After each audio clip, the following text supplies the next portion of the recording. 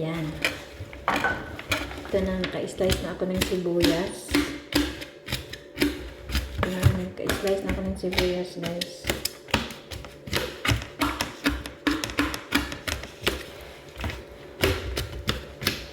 Sibuyas na puti lang. So, ihalo natin dito.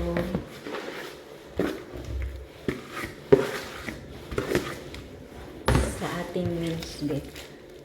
Ito ay ninakaw ko. Para may maluto ako sa sarili ko.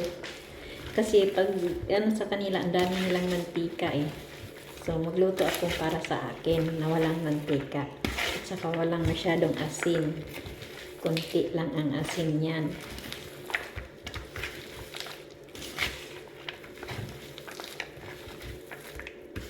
So, lagyan natin ng cornstarch. Lagyan natin cornstarch dahil cornstarch. Para mawala yung amoy. Yan ang pagluto ng burger. Luto ko to eh, yung nagluluto na may kantin pa ako. Sa Davao noon, may kantin ako. So, ito yung tinda ko. Ako ang magluluto ng burger na ilagay ko sa tinapay. Tapos, i-deliver mo sa kantin. Lahat ng kantin yung sa MAA National High School at saka MAA Elementary School. Yun ang kantin ko noon, guys. Ako mag-deliver dyan noon. Mga pansit.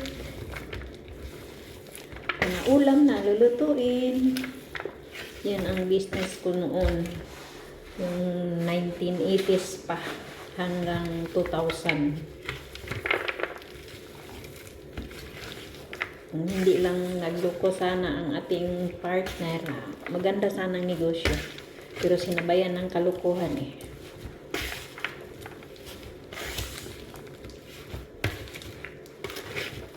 So, yan.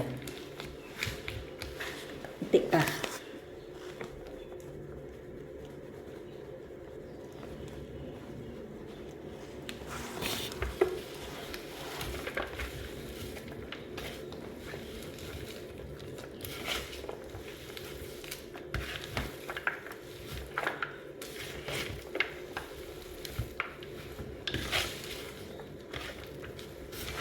Lagyan pa lang ng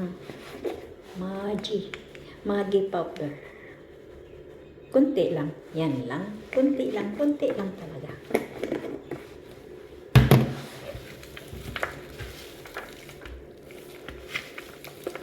3 minutes lang tayo.